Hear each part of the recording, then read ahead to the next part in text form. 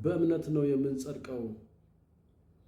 መጽሐፍ ቅዱስ ጻድቅ በእምነት በሕይወት ይኖራል ነው የሚለው። ኢየሱስ ክርስቶስ የእግዚአብሔር ልጅ ለሰው ልጆች ሁሉ እንደሞተ ሞቶ እንዳልቀረ በሦስተኛው ቀን ከሙታን እንደተነሳ ወደ ሰማይ እንዳረገ ዳግም እንደሚመለስ እናምናለን። መጽሐፍ ቅዱስ ደግሞ የሚነግረን ኢየሱስን በማመናችን ዓለምን እንደምናሸንፍ ይነግረናል። ዓለም ማለት በውስጧ ያለው ዓለማዊ ምኞት፣ ኃጢአተኝነት፣ የጨለማ ሥራ በእምነት ነው የምንጸድቀው ስንል ሰዎች በሥራ ነው የሚጸደቀው ብለው ነገር ግን ምግባራቸው ሌላ ነው። ጠጅ ቤት ናቸው፣ ጠንቋይ ቤት ናቸው፣ መተት ቤት ናቸው፣ ይደባደባሉ፣ ይሳደባሉ። የማያረጉት ነገር የለም። እዚህ ምድር ላይ የሚደረገውን ሁሉ ያደርጋሉ። ነገር ግን የሚናገሩት በእምነት ነው የምንጸድቀው ይሏቸዋል። ማን ነው? በጸጋ ነው በሥራ ነው የምንጸድቀው። መጽሐፍ ቅዱስ እንደዚህ ነው የሚለን። አንደኛ ዮሐንስ ላይ ብዙ አማኞች ያመኑትን ነገር ለመናገር ደፋሮች አይደሉም። አንድ ሰው ኢየሱስ ክርስቶስን እንደ ግል አዳኝ አድርጎ ከተቀበለ ቀን ጀምሮ የኢየሱስ ምስክር መሆኑን ሊያውቅ ይገባል። ዘማሪም ብትሆን ምስክር ነህ። ልትመሰክር፣ ወንጌል ልትናገር ይገባል። ዲያቆንም ብትሆን፣ ሽማግሌ ብትሆን፣ ሁሉም ሰው ይህንን የእግዚአብሔርን ቃል ኢየሱስ ክርስቶስን ለሰው ልጆች የሞተውን ወንጌል መናገር አለበት ብለን እናምናለን። ሂዱ ነው የተባለው። እነከሌ አልተባለም። ሂዱ ወንጌልን ለፍጥረት ሁሉ ስበኩ ነው የተባለው። ፍጥረት ሁሉ ሊሰማው በሰሜን እስከ ምድር ዳርቻ፣ በደቡብ እስከ ምድር ዳርቻ፣ በምስራቅ እስከ ምድር ዳርቻ፣ በምዕራብ እስከ ምድር ዳርቻ ሁሉ ሰው ሊሰማው የተገባ ወንጌል ብቻ ነው። ወንጌል ማለት ትርጉሙ፣ የቃሉ ትርጉም አዲስ ዜና ማለት ነው። የምስራች ማለት ነው። መልካም ወሬ ማለት ነው።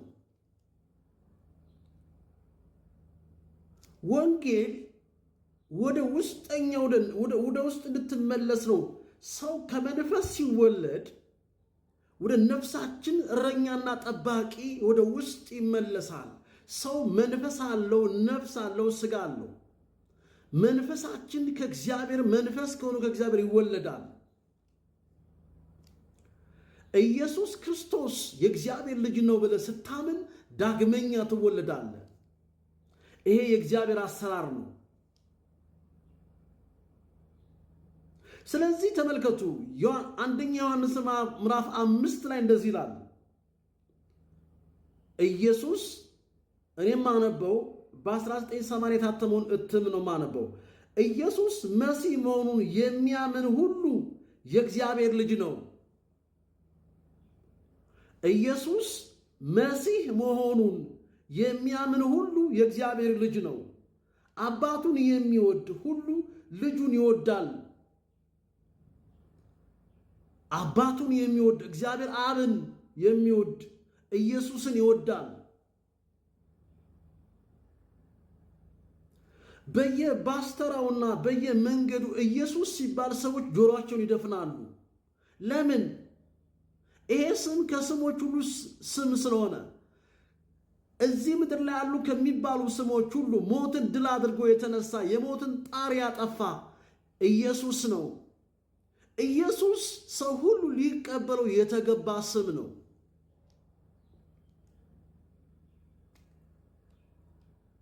ስለዚህ የእግዚአብሔርን ልጆች የምንወድ መሆናችንን እናውቃለን።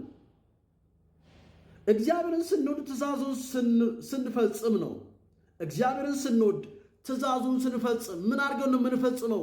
ኢየሱስ ጌታ እንደሆነ በአፍህ ስትመሰክር፣ እግዚአብሔር ከሙታን እንዳስነሳው በልብ ስታምን ትድናለህ። ሰው በልቡ አምኖ ይጸድቃል፣ በአፉ መስክሮ ይድናል ነው የሚለው።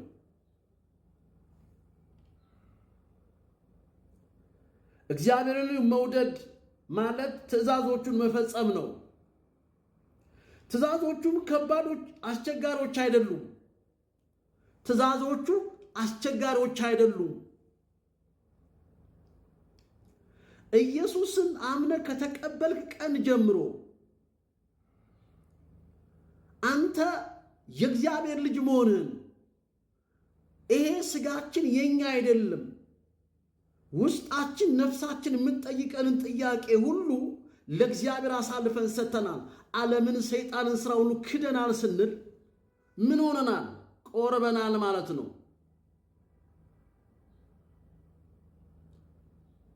እኔ ከቆረብኩ ቆየሁ።